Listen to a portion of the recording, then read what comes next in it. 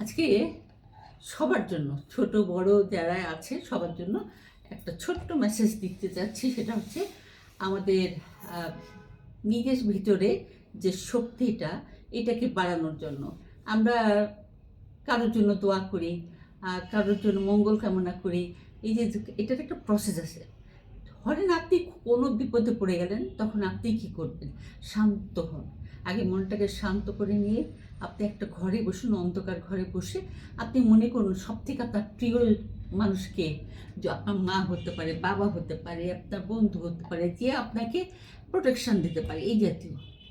তো আপনি কী করলেন? আপনি মনে মনে তাকে তার পাশে বসালেন। পাশে বসে আপনার মনের যত কষ্ট, যত দুঃখ, আর যে কারণে আপনি কষ্ট পাচ্ছেন, তা আপনি খুলে বলেন।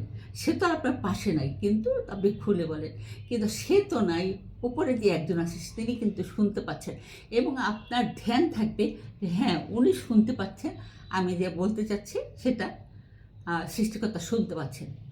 দেখা যান, দেখবেন যে সত্যি সত্যি কাজটা হয়ে গেছে, এটা হবেই, নির্ধারিত হবে। আপনি মনোযোগ দিয়ে কাজটা করেই দেখেন। এই ব্যাপারে আমি একটা ছোট্ট গল্প বলি আপনাদের। গল্পটা হলো, একজন প্রখ্যাত লোক, তার দিল্লিতে একটা ভাষণ আছে, উনি প্রধান অতিথি, ওনাকে যেতেই হবে। তো উনি যাচ্ছে অন্য একটা রাষ্ট্র থেকে। তো উনি যখন রাস্তায় বেরোলেন, তার প্রচণ্ড দামি গাড়ি নিয়ে যখন উনি বের হলেন, তো বেরিয়ে কিছু যাওয়ার পরে হঠাৎ টের পেলেন যে রাস্তায় প্রচণ্ড জ্যাম, এত জ্যাম যে এইটা ঠেলে এয়ারপোর্টে যাওয়া ওই দিনের জন্য সম্ভব না। উনি খুব টেনশন করছেন যে হাতে মাত্র এতটুকু সময় আছে, এয়ারপোর্ট এখান থেকে অনেক দূরে। উনি খুব উত্তেজিত হয়ে গেলেন। তখন কি করলেন? উনি ব্যাগটা নিলেন, ব্রিফকেসটা নিয়ে, যেটার মধ্যে জরুরি কাগজপত্র আছে, নিয়ে উনি গাড়ি থেকে বেরিয়ে ছুটতে আরম্ভ করলেন। ছুটতে যে পর্যন্ত জ্যামটা ছিল ওইখানটা পর্যন্ত যাওয়ার পরে উনি দেখলেন যে একটা ট্যাক্সি ওখানে আছে দাঁড়ানো। তো ট্যাক্সিওয়ালাকে দিয়ে বললেন যে আমাকে এয়ারপোর্টে এই সময়ের ভিতরে পৌঁছে দিতে পারবে? তো ট্যাক্সিওয়ালা বললেন হ্যাঁ, এটা কোনো ব্যাপারই না, আপনি বসুন, আমি পৌঁছে দিচ্ছি। ট্যাক্সিওয়ালা একদম উদ্ধশ্বাসে গাড়ি চালানোর পরে উনি বারবারই ঘড়ি দেখছেন যে পারবেন কি না। তো বললেন যে আরেকটু সময় আছে, এইটুকু সময় আমার হাতে থাকলে আমি পারবো। সত্যি সত্যি উনি পৌঁছালেন, এবং ইমিগ্রেশন পার হয়ে যখন টিকিটে আর শেষ সিলটা দিচ্ছে, উনি ঠিক সে সময় উপস্থিত। তখন ওনারা বলছেন যে এটাই, আর আপনি যদি আরেকটু দেরি করতেন তাহলে আমরা আপনাকে আর এই প্লেনে নিতে পারতাম না। যাই হোক, উনি থ্যাঙ্কস দিলেন ওনার ঈশ্বরকে, ওর ভগবানকে। তারপরে উনি প্লেনে উঠে নিঃশ্বাস ছেড়ে, হাঁপ ছেড়ে উনি বসলেন। বসার পরে এয়ার হোস্টেস যথারীতি বললেন আপনার বেল্ট বা কোমরের বেল্টটা সঠিকভাবে বেঁধে নিন। তারপরে যা যা বলে আর কি, সেসব বলা শেষ। প্লেন ঘন্টাখানিক চলার পরে প্লেনটা হেলতে দুলতে আরম্ভ করলো। প্রচণ্ডভাবে হেলছে দুলছে, ভিতরে যাত্রীরা সব আতঙ্কিত হয়ে গেছে, কি ব্যাপার, প্লেন এত দুলছে কেন?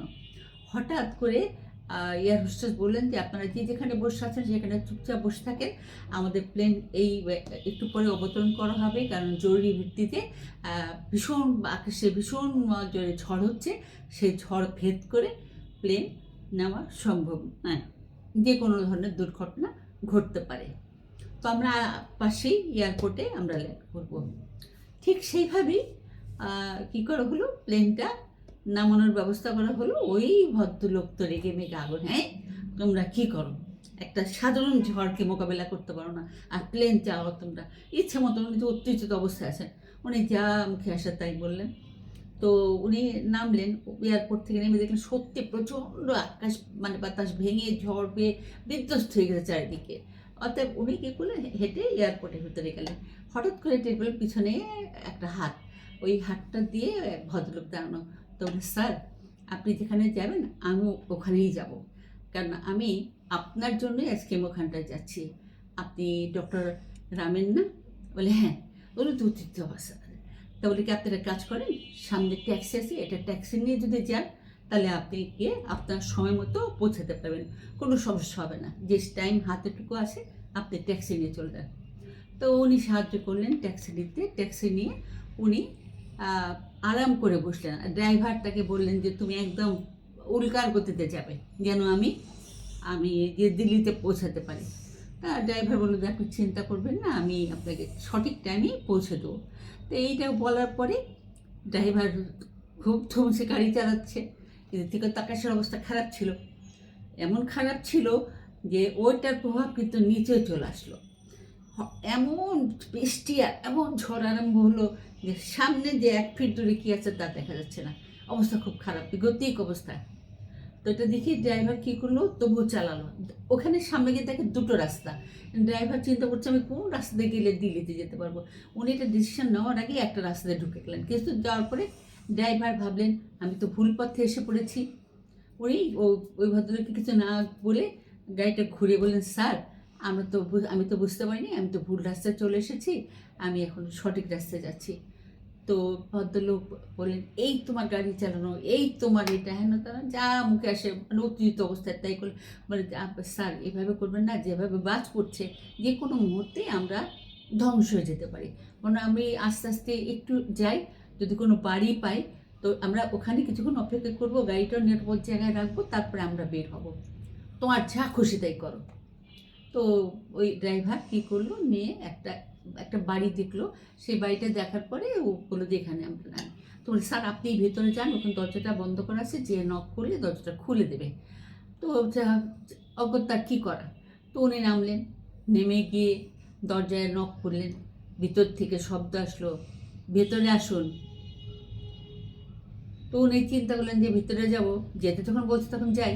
দরজা খুলে ভিতরে ঢুকলেন, একটা স্যাঁতস্যাঁতা ঘর, মানে নোংরা একটা ঘর, একটা মাত্র বিছানা, তার ভিতরে একটা মৃতপ্রায় শিশু শুয়ে আছে। শিশু মানে কি 8-10 বছরের একটা বাচ্চা শুয়ে আছে। ওটা জ্যান্ত না মৃত বোঝা যাচ্ছে না। আর যে মহিলা ওনাকে বললেন ভিতরে আসেন, সে এক ধ্যানে চোখ বন্ধ করে কিছু একটা করছেন। 5 মিনিট যায়, 10 মিনিট যায়, 15 মিনিট যায়, 20 মিনিট চলে যায়, ওনার তো মেজাজ খারাপ হয়ে গেলো। এমনকি ধ্যান করছে যে এতটা টাইম লাগতে পারে ঘরে একজনকে বসিয়ে রেখে। শেষে 25 মিনিট পরে মহিলার ধ্যান ভাঙলো। ভাঙার পরে বলল যে আপনি কেন আসছেন আমার এখানে? তো বলে যে ওসব কথা শুনতে চায় না, আমি আসছি এরকম বিপদে পড়ে, এই ছেলেটাকে বা আপনি বা কে? তখন বললো যে দেখেন এটা আমার নাতি, 5-6 বছর আগে ওর মা বাবা রোড অ্যাক্সিডেন্টে মারা গেছে, কিন্তু ও বেঁচে ছিল, কিন্তু একটা মরণ রোগে ওকে আক্রমণ করেছে, যে রোগের চিকিৎসা এই অত্র এলাকায় নেই। আমি এমন কোনো ডাক্তার নাই যেখানে আমার নাতিটাকে দেখায়নি, কারণ ওই আমার একমাত্র অবলম্বন এখন।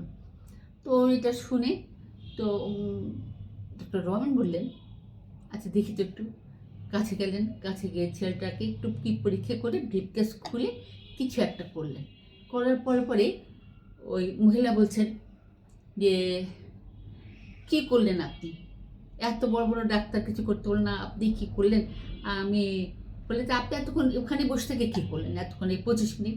বলে আমি ঈশ্বরকে বলছিলাম যে ঈশ্বর, আমি তো গরিব মানুষ, আমার নিজের খাবার পয়সা নেই, এই বেলা খেলে ওই বেলা খেতে পারি না, তুমি আমাকে ডাক্তার রামেনের কাছে পৌঁছে দাও, আমার নাতিটাকে যেন আমি একটু চিকিৎসা করতে পারি, যে কোনো উপায় তুমি আমাকে পৌঁছে দাও, আমি এই প্রার্থনাই করছিলাম। এত মনোযোগ দিয়ে করছিলেন উনি যে 25 মিনিট হয়ে গেছে তাও টের পান নাই। তখন ডক্টর রামেন উনি একটু মুচকি হাসলেন। তো যে মহিলা উনি তো একটু ক্ষেপেই আছেন যে অনর্থক কী চিকিৎসা করছে। তখন ইঞ্জেকশন একটা বের করে যখনই বাচ্চাকে দিতে গেছে তখন বলছে, আপনি কে?